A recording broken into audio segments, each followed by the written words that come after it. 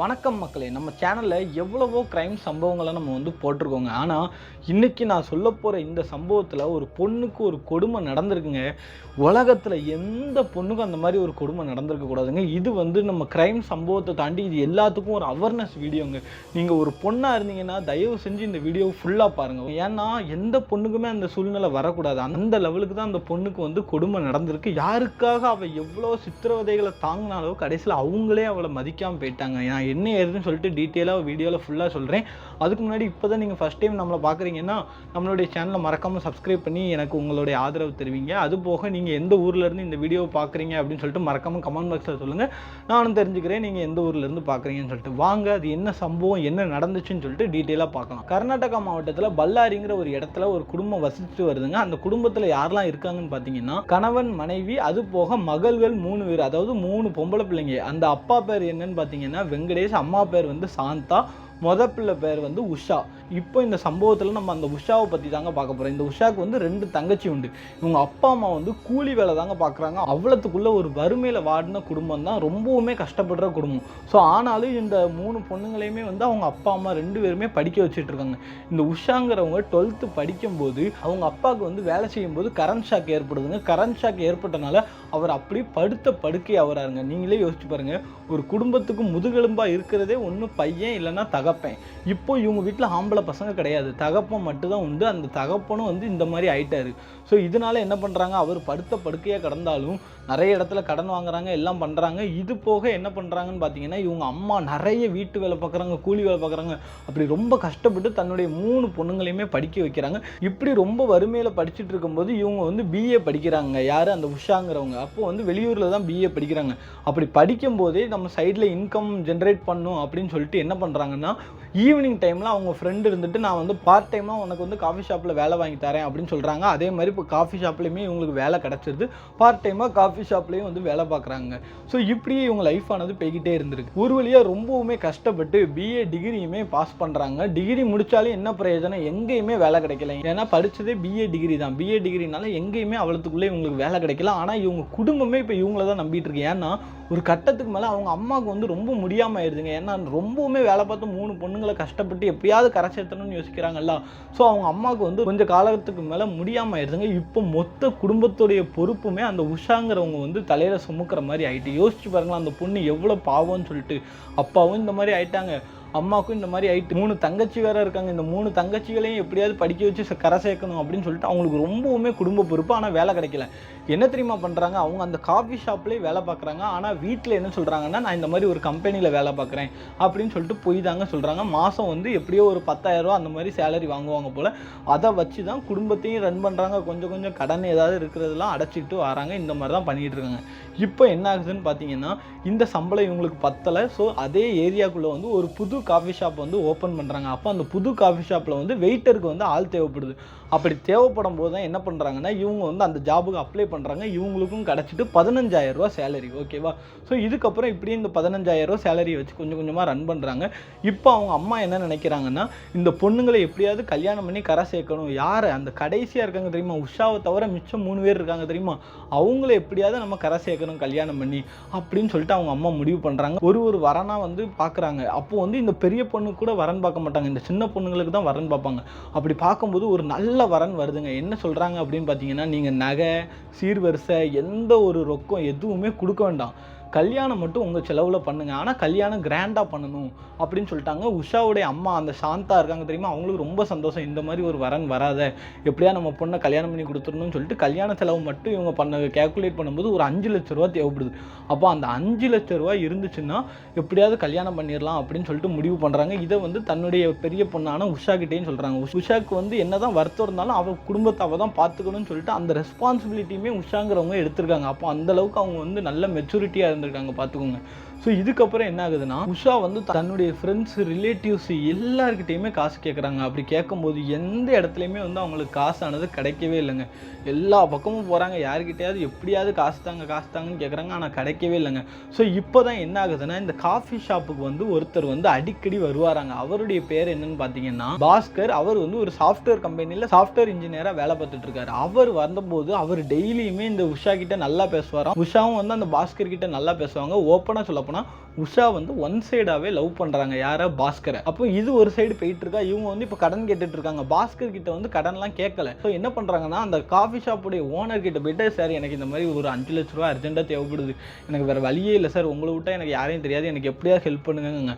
ஆனால் அந்த coffee shop owner இருந்துட்டு சொல்கிறாரு, நீ வெறும் வெயிட்ரு, உன்னை நம்பி நான் எந்த இதில் உனக்கு நான் காசு கொடுக்க, அதுவும் 5 லட்ச ரூபா கேட்குறேன், நீ வாங்குறதே 15,000 சம்பளம் தான், இதில் நான் சம்பளத்தில் கழிச்சா கூட எத்தனை வருஷம் நான் கழிக்கணும், திடீர்னு நீ வேலையை விட்டு போயிட்டேன்னா நான் யார்கிட்ட போய் கேட்பேன் அப்படி இப்படின்னு சொல்லி ரொம்ப ஒரு மாதிரி பேசிட்டாராங்க. அதுக்கப்புறம் என்ன சொல்கிறாருன்னா, நீ என்ன பண்ணு, நான் உனக்கு தரமாட்டேன்னு சொல்ல, அஷூரிட்டியாக ஏதாவது கொண்டு வா, ஏதாவது நகை இருக்கா, வீட்டு பத்திரம் இருக்கா, ஏதாவது இருக்கா கொண்டு வாங்க. ஆனால் இவங்க கிட்ட எதுவுமே இல்லைங்க, நிலம் நகை எதுவுமே கிடையாது. அந்த லெவலுக்கு ஒரு பாவப்பட்ட ஃபேமிலி.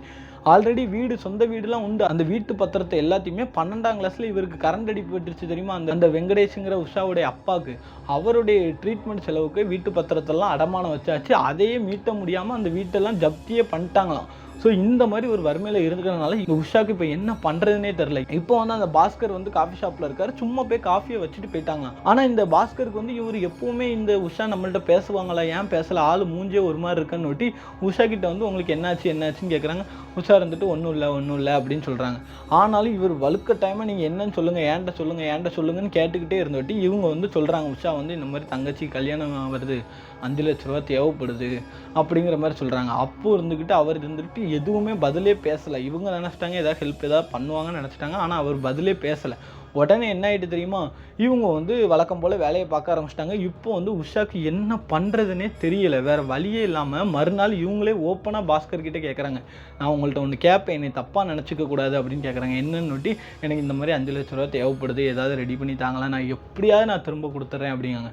அப்போ அவங்க சொல்கிறாங்க, என்கிட்ட இருந்துச்சுன்னா நான் நேற்றே உங்கள்கிட்ட நான் கொடுத்துருப்பேன், என்கிட்டலாம் அவ்வளோ காசுலாம் கிடையாது, என்கிட்ட இப்போதைக்கு ஒரு 50,000 ரூபா இருக்குது, அந்த 50,000 ரூபாயை வேணால் நான் உங்களுக்கு தாரேன் அப்படின்னு சொல்கிறாங்க. இது வந்து இவங்களுக்கு வந்து ரொம்பவுமே சந்தோஷம், சரி ஒரு 50,000 ரெடி ஆகுதுன்னு சொல்லிட்டு. ஆனால் இந்த இடத்துல தான் அந்த பாஸ்கர் ஒரு விஷயத்த சொல்கிறான். என்ன சொல்கிறான்னா, என்னுடைய பொண்டாட்டி ஊருக்கு போயிட்டா, அவள் வர்றதுக்கு ஒரு 3 நாள் ஆகும், அவள் வர்ற வரைக்கும் நீ எனக்கு பொண்டாட்டியாக இருக்கியான்னு கேட்டிருக்கான். இந்த பொண்ணுக்கு வந்து அவ்வளோ நாள் இவருக்கு வந்து பொண்டாட்டி இருக்குன்னே தெரியாதாங்க. அந்த லெவலுக்கு இவன்கிட்ட ஜாலியாக பேசியிருக்காங்க. இவனுக்கு வந்து கல்யாணம் ஆகி பொண்டாட்டி இருக்குன்னே அந்த பொண்ணுக்கு அப்போ தான் தெரியுது. இந்த பொண்ணுக்கு வந்து என்ன பண்ணனே தெரில. காஃபி ஷாப்பில் வச்சு சண்டை போட முடியாதுல, இல்லைன்னா பயங்கரமாக போட்டு அடிச்சிருப்பா, இல்லைன்னா காஃபி ஷாப்பில் வச்சு சண்டை போட முடியாதனால என்ன பண்ணிட்டா, ஒன்றுமே சொல்லாமல் அப்படியே மூஞ்சி திருப்பிட்டு போயிட்டா. இவளுக்கு வந்து அது மனசுக்குள்ளேயே ஓடுது, இவன் நம்ம ஒன் சைடாக லவ் பண்ணுமே, இவனும் நம்மளை இப்படி பண்ணிட்டான், அதுவும் 3 நாளாக இவன் வந்து படுக்க கூப்பிட்டுருக்கான்னா அப்போ அந்த லெவலுக்கு அவன் இருந்திருக்கான்னு பாருங்களேன். அவள் வந்து எவ்வளோத்துக்குள்ளே இவன் மேலே பாசமாக பேசியிருப்பா, பண்ணியிருப்பா. கடைசியில் ஒரு 50,000 ரூபா வேணும்னா வந்து படுன்னு கூப்பிட்டுருக்கா பாருங்களேன். அதுக்கப்புறம் அந்த பாஸ்கர் இருந்துட்டு சொல்லியிருக்கான், நீ இந்த 50,000 என்னை திருப்பியே கொடுக்க வேண்டாம், 3 நாள் மட்டும் என் கூட வந்து இரி அப்படின்ட்டு இருக்கான். அந்த பொண்ணுக்கு ரொம்ப கஷ்டமாயிட்டுங்க. ஸோ உடனே என்ன பண்ணுறா, அவள் வந்து வீட்டுக்கு போயிட்டான். வீட்டுக்கு போனாட்டி அவங்க அம்மா இருந்துக்கிட்டு என்ன சொல்கிறாங்கன்னா, இப்போ அந்த பொண்ணு ஆல்ரெடி ஒரு பொண்ணுக்கு வந்து கல்யாணம் வந்து ஃபிக்ஸ் ஆகிருக்கு தெரியுமா, இப்போ இன்னொரு பொண்ணுக்குமே வரன் வந்துட்டு, அவங்களும் இதே மாதிரி தான், எந்த வரதட்சணை எந்த நகையும் போட வேண்டாம், கல்யாணம் மட்டும் கிராண்டாக பண்ணிடுங்க அப்படிங்காங்க.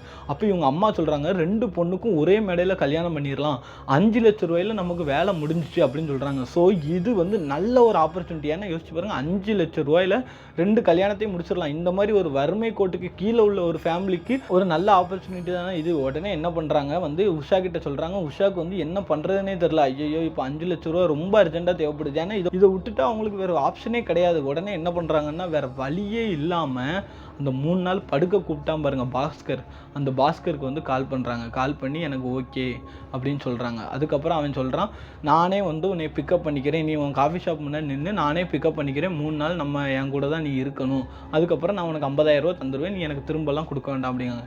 விருப்பமே இல்லைன்னாலும் வேறு வழியே இல்லாமல் தன்னுடைய குடும்ப சூழ்நிலைக்காக இவங்க போகிறாங்க. யார், அந்த உஷாங்கிறவங்க போகிறாங்க. அவங்க அம்மா கிட்ட என்ன சொல்கிறாங்கன்னா, அம்மா இந்த மாதிரி நான் ஒரு 3 நாள் வந்து ட்ரிப்பு போகிறேன், எங்கள் கம்பெனிலேருந்து கூப்பிட்டு போகிறாங்க, அந்த ட்ரிப்பில் போய் கிளைண்ட் மீட்டிங் அட்டன் பண்ணணும், அதை அட்டன் பண்ணிட்டா எனக்கு 50,000 ரூபா கிடைக்குமா அப்படிங்காங்க. அப்போ கூட அவங்க அம்மா என்ன சொல்லியிருக்காங்கன்னா, இதை மாதிரி நிறைய கிளைண்ட் மீட்டிங் அட்டன் பண்ணுடி, உனக்கு நிறைய ரூபா கிடச்சிச்சுன்னா நம்மளுக்கு லாபம் தானே அப்படின்னு சொல்லியிருக்காங்க. உடனே அந்த பொண்ணுக்கு எப்படி இருந்திருக்கும்னு பாருங்களேன். தன்னுடைய அம்மா கிட்ட உண்மையும் சொல்ல முடியாமல் பொய் சொல்லிட்டு, அதுவும் அம்மாவும் இந்த மாதிரி சொல்லும்போது அவளுக்கு எப்படி கஷ்டமாக இருந்திருக்கும். சரி வேறு வழியே இல்லாமல் போயிட்டா.